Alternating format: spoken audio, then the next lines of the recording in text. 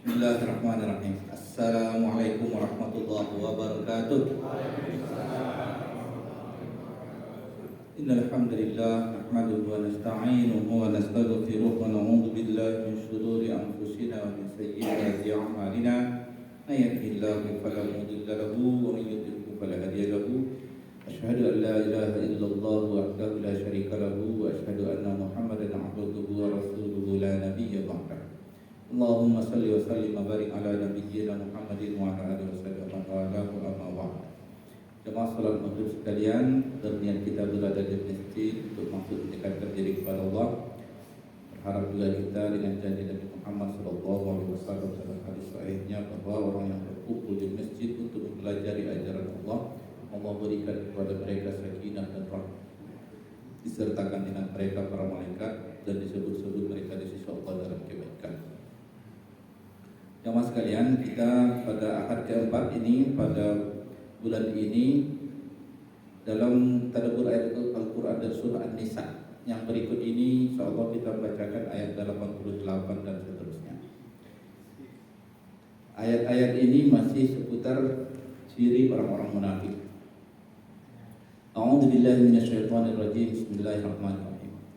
Fama lakum fil munafiqina fi'atayn wallahu arkasahum bima kasabu.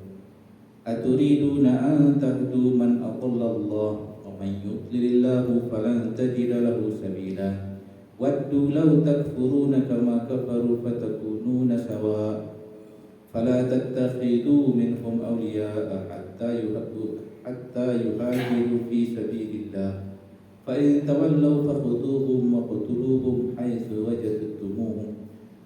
Wala tattakhidu minhum waliyan wala nasira. إلا الذين يصلون إلى قوم بينكم وبينهم ميثاق أو جاءوكم حصرت صدورهم أو أن يقاتلوكم أو يقاتلوا قومهم ولو شاء الله لسلطهم عليكم فلقاتلوكم فإن اعتزلوكم فلم يقاتلوكم وألقوا إليكم السلم فما جعل الله لكم عليهم سبيلا ستجدون آخرين يريدون يمنوكم ويمنوا قومهم كلما ردوا إلى الفتنة أركسوا فيها فإن لم يعتزلوكم ويلقوا إليكم السلم ويكفوا أيديكم فخذوهم واقتلوهم حيث ثقفتموهم أولئكم جعلنا لكم عليهم سلطانا مبينا. Itu ayat 88 sampai ayat 91. Ayat-ayat ini masih dalam momen setelah hijrah di Madinah. Ayat itu menyindir tentu terkait orang munafik. Ayat ini menyampaikan kepada kaum muslimin di masa itu, di masa ayat ini turun adalah mengapa kalian pro kontra menyikapi orang munafik. Jadi ada orang munafik yang dimaksud di sini, ada kemungkinan munafik itu di Madinah atau kemungkinan munafikan itu yang di Mekah. Pro kontranya karena secara zahir dia menyatakan kami pengikut Nabi Muhammad. Masalahnya kalau la ilaha illallah Muhammad Rasulullah itu kan enggak boleh. Hak dia terjamin, darah dan harta dia kan begitu. Fakta zahir soalnya. Dia berbaiat kepada Nabi Muhammad, menyatakan pengikut Nabi Muhammad. Tapi dia di grup musuh Nabi Muhammad. Itulah di grup musuh Nabi Muhammad. Berarti antara lain kalau yang di Mekah mereka enggak mau hijrah, padahal orang-orang hijrah. Dibilang alasannya apakah karena enggak ada kendaraan? Yang hijrah juga banyak enggak punya kendaraan, jalan kaki mereka jalan. Oh karena harta mereka, yang hijrah juga meninggalkan harta. Oh karena keluarga mereka terpisah, yang hijrah juga terpisah keluarganya. Ini kenapa enggak ikut? Itu. Jadi tapi dia pengikut Nabi Muhammad karena dia berikrar, berbaiat. Terjadilah di tengah-tengah kaum muslimin pengikut Nabi Muhammad pada saat terjadi kontak senjata antara grup Nabi Muhammad dengan musuh, dan ternyata di situ ada warga. Loh itu kan kawan kita kemarin udah bilang pengikut Nabi Muhammad, kok dia di situ? Awas, dia kan ahli la ilaha illallah tuh, nggak boleh dibunuh. Mulai terjadi apa, bro? Fi'atain. Mengapa kalian menjadi fi'atain? Menjadi dua golongan menghadapi orang munafik. Wallahu arkasahu bima kasabu.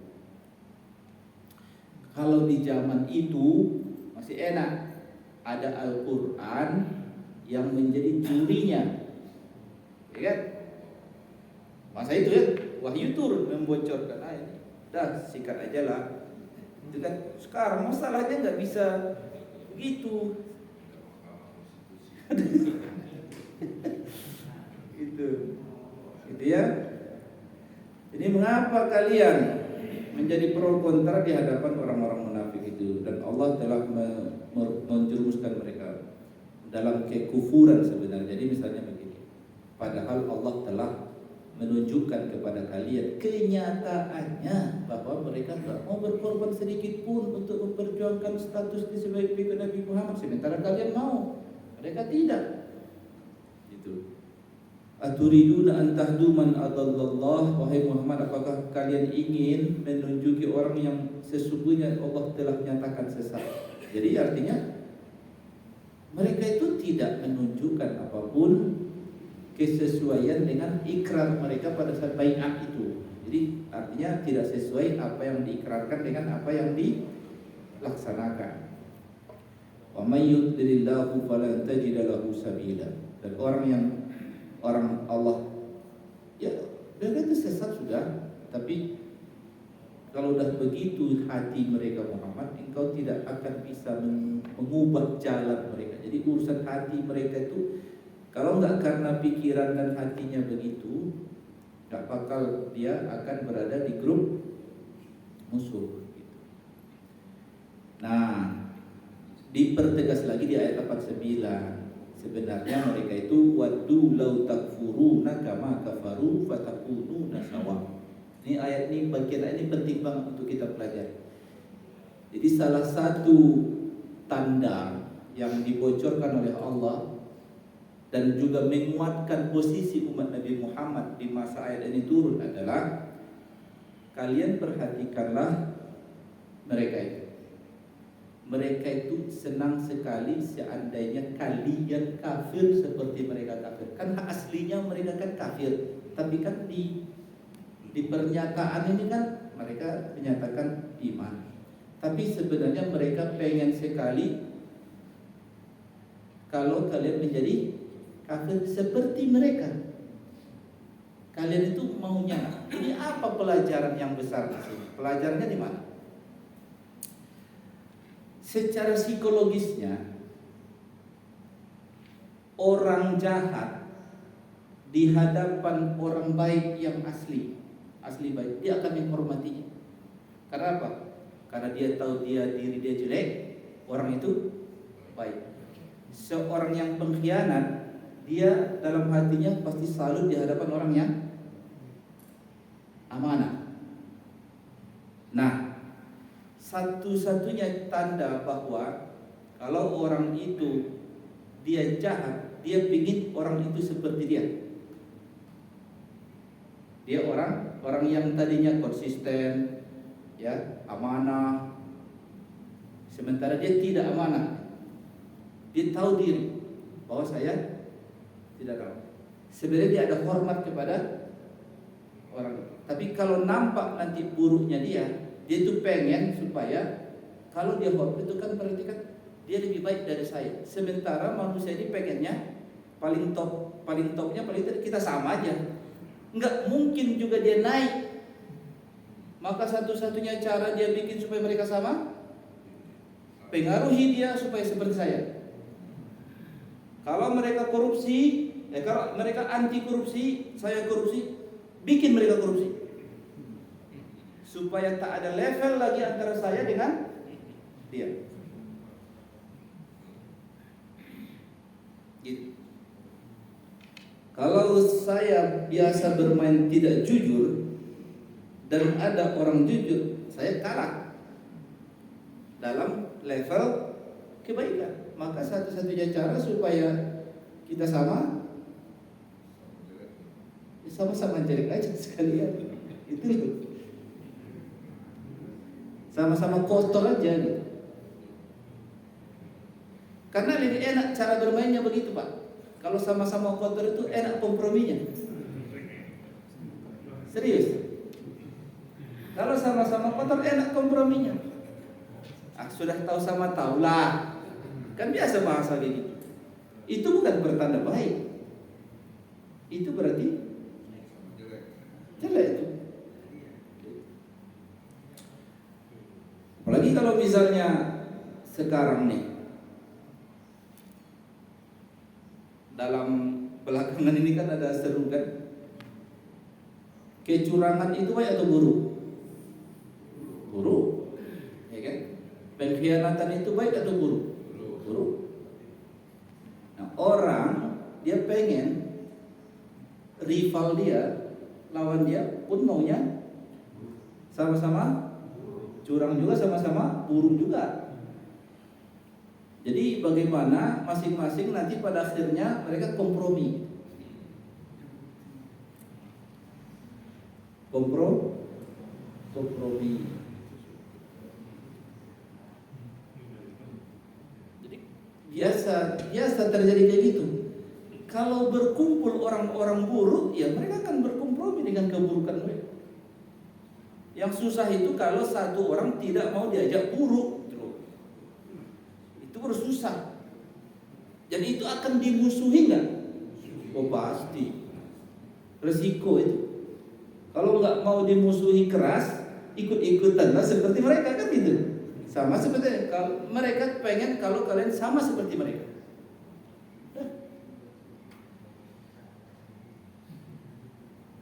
Jadi kalau ingin jadi dengan begitu begini, orang munafik itu sendiri dengan begitu menegaskan bahwa mereka itu tahu salah, sehingga mereka mengharapkan orang yang baik itu jadi jahat aja sekadar sama kayak saya. Dalam berbudi pekerti juga begitu, gitu kan? Kalau di suasana kantor, kalau semua sudah tahu kelakuan buruknya masing-masing, ya sudahlah, tahu sama tahulah. Ya kan?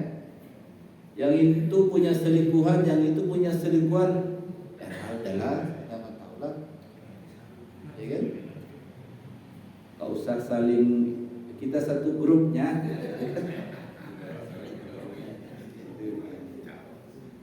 Itu enggak, itu psikologisnya manusia.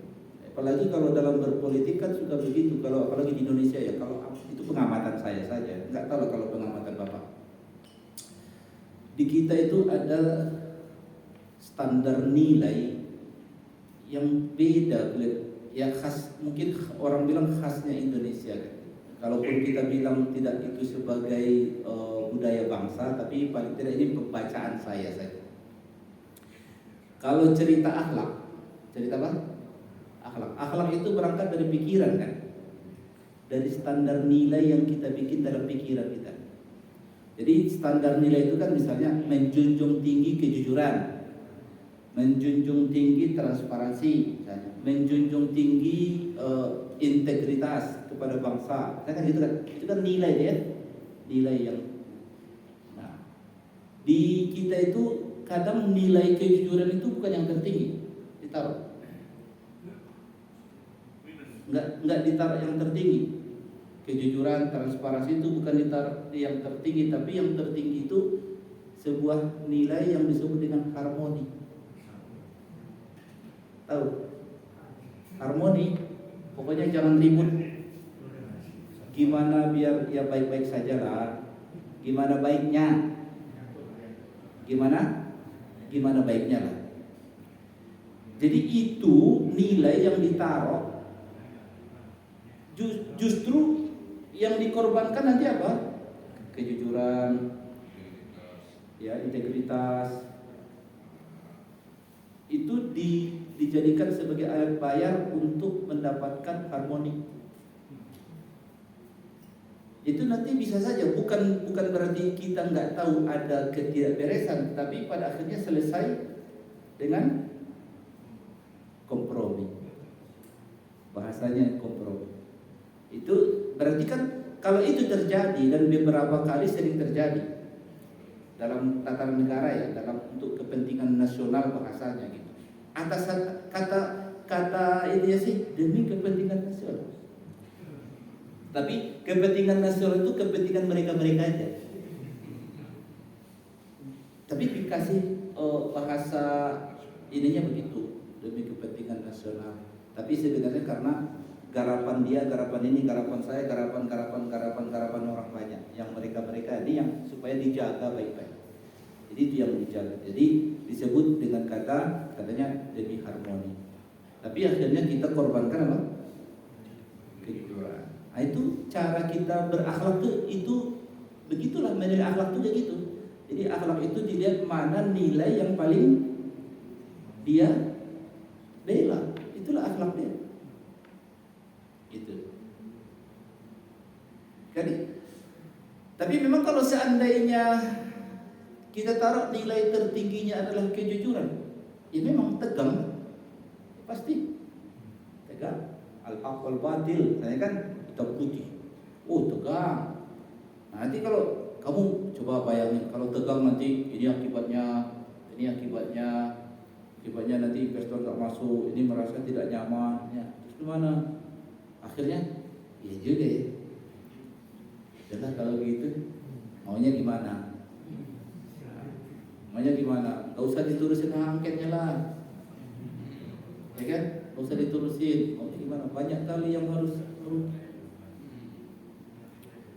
ya gitu, bisa. Pada akhirnya yang seperti itu udah ya dosa-dosa mereka lah. Kita sudah urusan itu udah kalangan elit toh. Tapi paling tidak itu jadi tontonan toh. Jadi potret yang diambil pelajarannya, dibaca oleh sejarah.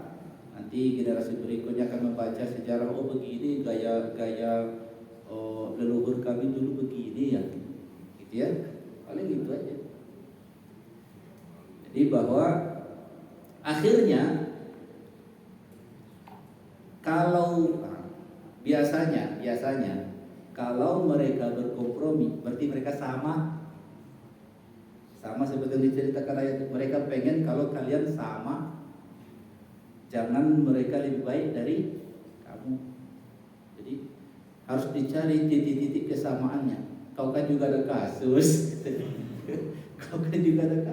katanya. Sama-sama punya kasus nih kita. Janganlah kau merasa lebih baik dari saya. Mulailah begitu bahasanya kan. Jadi ayat ini menyindir sebuah kejiwaan orang kalau tidak baik, maka dia pengen orang itu pun tidak baik seperti dia, supaya jangan ada yang lebih baik dari dia. Itu berarti dia tidak baik. Gitu. Nah, jadi kalau orang yang baik nggak perlu merasa cemas dengan hal ini, karena apa? Sesungguhnya orang yang penjahat dia tetap ada rasa hormat kepada orang yang baik. Tidak usah kita merasa pada akhirnya yang unggul itu orang jahat, aku jadi orang jahat sekalian aja gitu misalnya. Enggak. Di sebuah lingkungan baik perkantoran, keadaan di komunitas kerja misalnya, mereka tahu yang ini suka markup nih, tahu dia kan, yang ini susah diajak kompromi nih. Takut mereka itu sama yang diajak kompromi itu kan, yang enggak diajak dikeras nih. Gak bisa, dia nggak mau dikasih apapun. Uang terima kasih pun nggak diterima itu, katanya. Nah itu justru jangan merasa bersalah, aku tersisih, enggak, tetap aja di situ, gitu kan? Karena kalau dia pergi, nggak ada standar nilai lagi. Kalau dia pergi dari lingkungan itu, samanya kita semua. Kalau hilang orang baik di situ, maka tidak ada standar kebaikan. Oh, masih ada orang baik ternyata di situ. Jadi orang baik itu harus tetap ada di tengah-tengah orang jahat. Jangan pergi mereka, jangan banyak dosa di sini, keluar aja lah. Lah kalau kayak gitu nanti orang tuh yang di sana tetaplah mereka merasa samanya kita semua. Cilakalah kita semua. Jadi tetaplah harus ada orang baik di tengah-tengah orang jahat itu. Waddu law takfuruna kama kafaru fatakununa sawa. Kalau orang tuh begitu sudah secara prinsipnya Muhammad, fala tattakhidhu minhum awliya hatta yuhajiru fi sabilillah. Jangan jadikan teman.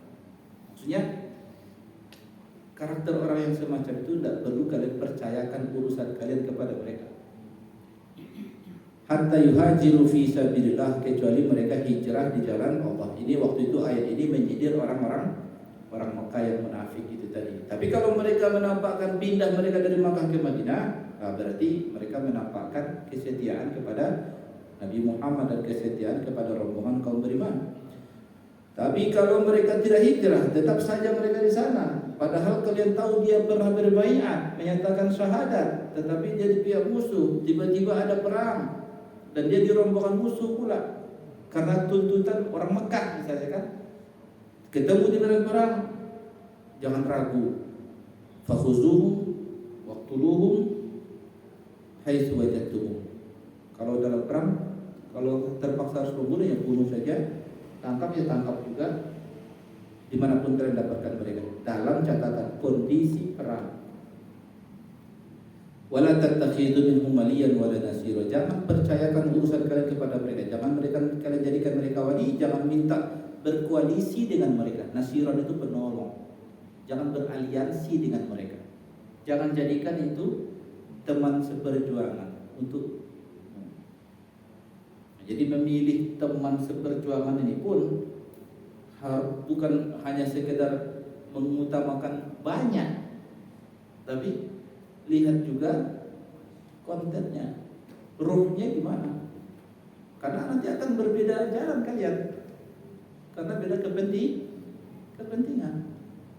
Jadi kalau mereka tidak menampakkan hijrah, tangkap saja. Tapi ada catatan ayat berikutnya, karena itu bersambung dengan ayat 90. Illal ladina yasiluna ila qaumin bainakum wa bainahum mitsaq. Kecuali mereka itu orang yang dia kafir kek atau dia munafik kek, tapi ada ikatan perjanjian. Yasiluna ila qaumin bainakum wa bainahum mitsaq, di antara kalian dan di antara mereka ada perjanjian. Di sini hukum perjanjian. Jadi hukum perjanjian itu bahkan seandainya orang kafir pun, maka kafir itu dikelompokkan menjadi dua. Ada kafir harbi, harbi pakai ba ya, harbi. Ada yang salah ucap kafir harbi gitu, salah dengar dia kali. Harbi pakai ba. Sama satu lagi kafir dhimmi atau kadang disebut silmi. Silmi itu ada ikatan damai, tidak perang, tidak ada. Jadi kafir itu ya yang bukan pengikut Nabi Muhammad, kafir ya sudah. Jadi grupnya pasti dua itu di hadapan syariah kita, harbi apa? Silmi. Nah, kalau di Indonesia ini orang kafir 20% lebih misalnya. Kafir apa itu? Ya, silmi, mereka kita ikatan damai dengan, enggak ada, bukan kafir perang. Bahkan mayoritas di dunia nyaris kafir perangnya sedikit. Gitu ya. Kafir perangnya sedikit. Kafir harbinya itu sedikit. Karena kalau kita dengan Australia juga bukan kafir harbi. Kita dengan Timor Leste walaupun mayoritas non muslim di sana bukan kafir harbi. Kita dengan Cina bukan kafir harbi. Dengan India juga begitu. Hingga mereka menyatakan permusuhan. Jadi kalau yang menyatakan permusuhan sudah pasti jadi batal perdamaian. Jadi kalau hubungan misalnya kalau kayak warga Gaza dengan Israel udah pasti harbi lah. Misalnya itu kan berisiko juga itu. Misalnya nih, tentara Israel itu kan bisa juga dari orang Arab. Yang 20% warga Israelnya kan ada orang Arab. Disebut dengan Arab 48. Kalau dia di tentara Israel berhadapanlah sama Hamas. Apalah kira-kira dipikirkan Hamas? Ragu gak dia harus menembak orang itu? ya udah, sikul itu. 20% warga Israel itu adalah Arab, Muslim. Lokasi tempat tinggalnya banyak dekat Gaza ini pula lagi. Kota Ashkelon sama Eva. Tapi memang prinsipnya begitu, risiko perangnya begitu. Kalau di pihak sana katanya apa ya buat? Dan doktrin mereka sebagai tentara pun nggak boleh juga ragu kan? Tuntutan negara dia kalau tentara Israelnya begitu. Tapi kalau ada perjanjian, nggak bisa. Kalau sudah perjanjian nggak boleh, kecuali orang-orang yang ada hubungan perjanjian dengan kaum. Ila qaumin bainakum wa bainahum mitsaq. Au ja'ukum hasirat sudurhum, atau mereka datang kepada kalian mereka tidak menyatakan perang. Oke, Muhammad, kami dari suku ini datang menyatakan bahwa kami nggak ikut-ikutan. Kami nggak ada beraliansi dengan musuh Nabi Muhammad, nggak ada. Jadi tolong kami tidak ikut menjadi pihak yang akan berseteru. Boleh, walaupun dia non Muslim, dia tidak menjadi pengikut Nabi Muhammad, maka tidak boleh. Harus dijaga haknya. Terus itu orang tentang ja'ukum hasirat sudurum ayyuqatilu. Mereka tidak akan memerangi kalian au yuqatilu qaumahum, ataupun memerangi kaum mereka. Terus walau sya'allahu la sallatahum 'alaikum falaqatalu. Ya, kalau ada orang-orang kaum-kaum yang mereka menyatakan damai dengan kalian, yaitu anugerah Allah. Karena kalau Allah menghendaki, bisa saja Allah kuasakan mereka terhadap kalian. Allah bikin mereka lebih kuat, mengalahkan kalian, lalu falaqatalukum, dan mereka akan memerangi kalian. Jadi kalau ada satu kaum datang kepada kalian Muhammad, itu anugerah Allah, syukurin. Fa ini i'tazalukum, jika mereka meninggalkan kalian, falam yuqatilukum, mereka tidak memerangi kalian, wa alqaw ilaikumus salam, mereka menyatakan damai dengan kalian, fama ja'alallahu lakum alaihim sabila, tak boleh ada celah untuk memerangi mereka. Titik. Tak boleh diperangi, tak boleh. Boleh dijahatin, jaga. Itulah prinsip perang dalam syariat kita. Jadi sebenarnya Islam itu pengen perang atau enggak? Enggak. Pengennya damai. Tapi kalau ada orang memulai memerangi, maka Muslim tidak boleh. Enggak boleh minta damai. Itu pula. Jadi itu namanya izzah, kehormatan. Jadi nggak boleh meminta damai duluan, nggak boleh. Tapi kalau datang orang minta damai, terima. Nggak boleh menolak. Nggak, kan mau perang aja, nggak boleh. Damai udah. Jadi siapa yang mau minta damai duluan? Contoh misalnya, Hamas itu pernah nggak minta gencatan senjata duluan? Enggak. Ditunggunya sampai sekarang kan ditunggunya sampai mau Israel yang minta gencatan senjata, baru dia mau. Sekarang bertahan terus saja. Resikonya begitu. Jadi ada izzah dalam harga diri lah, bahasa harga kehormatan gitu. Jadi ayat-ayat ini dilanjutkan lagi di ayat 91, satajiduna akharina yuridukum yuriduna ayyamanukum wa ya'manu qaumahum. Jadi lagi dari sekian banyak komunitas itu nanti Muhammad akan kamu lihat ada orang yang pelin-pelan. Jadi dia pas lagi pengen cari aman, datang yuriduna ayyamanukum, mereka ingin mendapatkan rasa aman dari kalian, wa ya'manu qaumahum, dan mereka ingin mendapatkan aman dari kaum mereka. Tapi kullama rudu ilal fitnah urkisu fiha.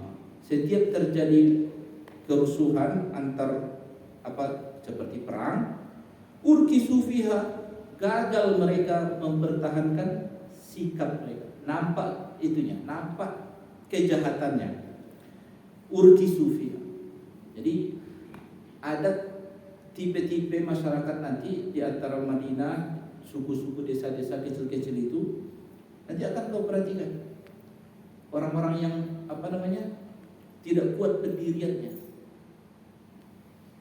Ini berarti tandanya ayat-ayat ini diturunkan di saat gerakan Nabi Muhammad itu sudah mulai menampakkan pengaruh. Jadi bukan di awal-awal hijrah lagi nih, ini sudah pasca perang Uhud, itu sudah kekuatan Nabi Muhammad itu sudah mulai, bahasa kita diperhitungkan. Karena kekuatan Nabi Muhammad dan pengikut Nabi Muhammad di masa itulah sehingga mendesak orang Mekah pada akhirnya membuat perjanjian. Jadi kalau sudah ke tingkat perjanjian itu berarti sudah memposisikan Muhammad nggak yang dulu lagi. Dia sudah punya kekuatan yang besar. Jadi itulah perjanjian Hudaybiyah nanti endingnya. Makanya disebut kalau ahli sejarah melihat di mana sih sebenarnya awal kemenangan secara politis gitu gerakan Nabi Muhammad setelah hijrah itu, jawabannya saat perjanjian Hudaybiyah. Nah, itulah mulai nampak lebih gagah di situ karena sudah duduk di meja perundingan. Duduk di meja perundingan itu menandakan setara. Jadi kenapa Indonesia nggak mau berunding dengan orang Papua yang misalnya gerakan separatis? Itu sebenarnya membuat mereka naik kelas gitu. Jadi dianggap ini aja karena secara politisnya begitu.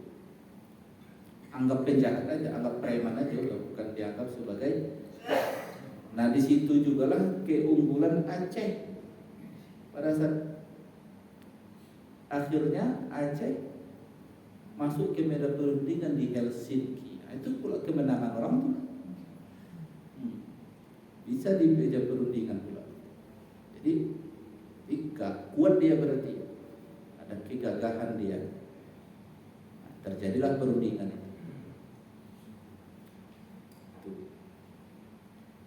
Kalau timur-timur berarti ya sama juga, punya kekuatan daya ini juga dia. Kan ini juga ada perwakilan juga, ada negosiasi juga. Akhirnya putusnya dengan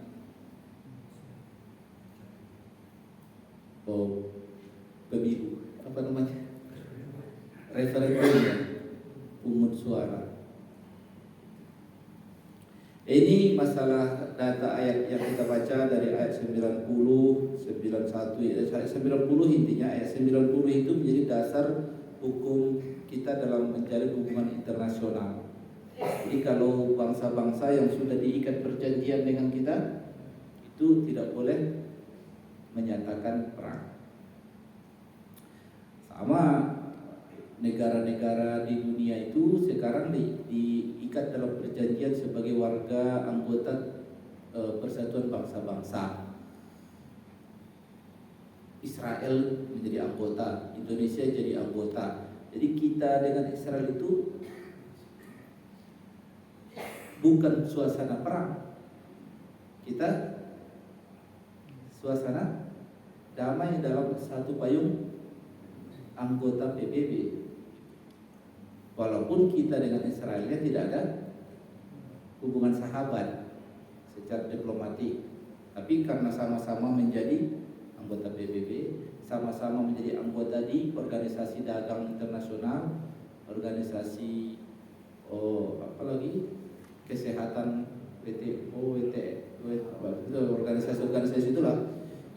Ya udah, akhirnya bisa saja dagang, jualan di pasar internasional, transaksi. Nah, apa yang menjadikan Palestina misalnya posisinya lemah? Ya karena karena memang dia tidak, pada saat Palestina itu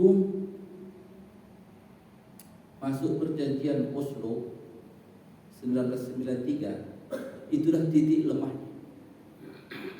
Karena titik lemahnya di situ, Yasser Arafat menyepakati poin kesepakatan bahwa warga Palestina yang diwakili oleh ormas ini, PLO ini mengakui Israel sebagai negara dan teritorialnya itu semua, tanah itu semua, dan kawasan tepi barat dan Gaza itu dibaca sebagai hak daerah otonomi khusus dalam Israel. Daerah otonomi khusus itu disepakati. Inilah pangkal kelemahan perundingan. Nah, waktu itu pikirnya, waktu itu siapa namanya Perdana Menteri Israel itu. Pokoknya dalam rundingannya, ya ini tahapan pertama untuk mencapai kemerdekaan penuh. Lanjut dulu azan.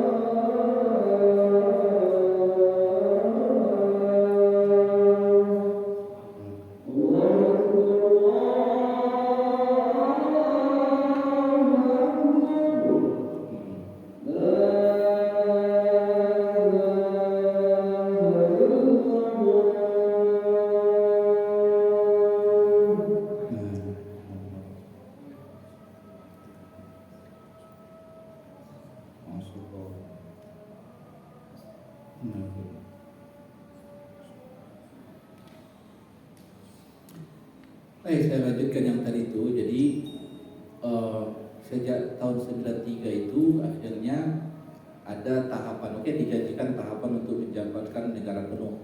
Akhirnya dijanjikan 5 tahun setelah itu. Setelah 5 tahun ternyata tidak ada perkembangan. Yasser Arafat menagih dan tidak ada tanda-tanda. 93 berarti 94, 95, 96, 97, 98. 98 tak ada. Akhirnya tahun 1999 dia memproklamirkan sendiri, karena dia proklamirkan sendiri bahwa telah berdiri negara Palestina dengan teritorial yang disebut dalam kesepakatan tahun 1976. Udah, lalu dilobilah seluruh negara-negara Muslim pertama pula supaya diakui. Tapi dari semua yang mengakui ini nggak punya daya untuk mengangkat status dia sebagai sebagai pertama. Ya Israel tak mengakui tentunya, negara-negara Muslim mengakui, tapi negara-negara utama yang punya hak veto tak ada yang mengakui. Negara-negara Amerika tak mengakui, Inggris tak mengakui, Prancis, Jerman tak mengakui. Yang mengakui ya Cina, Rusia, tapi Jepang, Korea tak mengakui. Jadi walaupun 159 mengakui, tapi sekian 50 negara lagi tidak. Tahun 1999 dinyatakan sebuah negara. Itulah yang membuat lama. Jadi kalau pengawas sejarah begini, ya di situ titik lemahnya perjanjian Oslo itu, karena diterima itu sebagai daerah otonomi khusus. Jadi kalau Israel memperlakukan Gaza itu seperti itu, ini daerah saya katanya. dan otonomi khusus atas perjanjian dulu. Negara lain nggak bisa masuk. Ini kawasan saya. Itulah. Hati-hati dengan perjanjian. Jangan nggak mudah bikin perjanjian itu, pikirkan. Ada resiko-resiko. Makanya pedomannya jangan bikin perjanjian dalam keadaan lemah. Ya. Jangan bikin perjanjian dalam keadaan lemah. Melawan aja terus. Melawan aja. Nah, inilah jalan yang dipilih oleh selain Fatah itu ya, Hamas, Jihad Islami, aliansi bersenjata. Mereka tidak mau memilih jalan menyerah, tapi menampakkan ya daya tawar. Itu siasatnya begitu. Dan sekarang kondisinya kita terus harus banyak berdoa, harus didukung. Sahabat kita lebih sulit sekarang keadaannya di Gaza itu khususnya.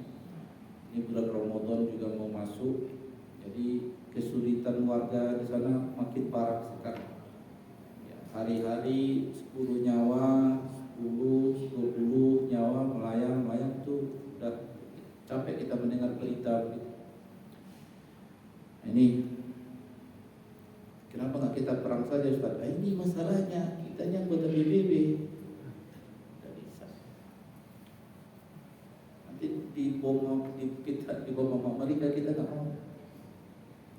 Jangankan kita, yang paling dekat sana mana lebih wajib, orang yang lebih dekat ke sana atau yang lebih jauh dekat? Yang lebih dekat, yang lebih dekat pun. Tapi paling tidak ada berita terbaiknya belakangan ini, ada kebijakan dari Mesir bilang begini. Sejak dari perjanjian Camp David sampai sekarang baru pernyataan terakhir ini, baru belakangan ini paling tinggi tensinya dari Mesir. Apabila Israel melakukan operasi militer di kawasan Rafah, maka perjanjian Camp David kami gantung. Nah, ini agak menetrapkan dikit sikap dari Mesir. Maksudnya digantung itu artinya apa? Bukan ada lebih. Digantung itu ya bisa kami lepas atau kami ya tergantung sikap Israel di Rafah. Kalau mereka bikin operasi militer di Rafah, maka perjanjian kami gantung. Bisa jadi kalau dia lepas berarti perang. Nah, karena pernyataan Mesir itu akhirnya Amerika mengatakan kami tidak mendukung operasi militer Israel di Rafah. Tapi kita nggak tahu juga. Kita lihat nanti. Karena keadaan ini nggak menentu. Perubahan-perubahan tensi politik itu sangat nggak terduga. Intinya ya siap-siap aja. Kalau nanti ternyata harus kita gotong royong lagi untuk membantu sahabat-sahabat kita, harus gotong royong lagi bulan Ramadan. Ini bulan Ramadan pula, takdirnya beda kan? Kita nggak tahu. Entah barokah itu datang di Ramadan. Dulu Israel perang sama Mesir Ramadan juga, kita juga nggak tahu. Mudah-mudahan apa yang terbaik kita mohon kepada Allah Subhanahu wa taala. Baik, saudara-saudara sekalian, kita sudah Jumat hari ini dengan kafatul majlis. Subhanakallahumma wa bihamdika asyhadu an la ilaha illa anta astaghfiruka wa atubu ilaik. Assalamualaikum warahmatullahi wabarakatuh.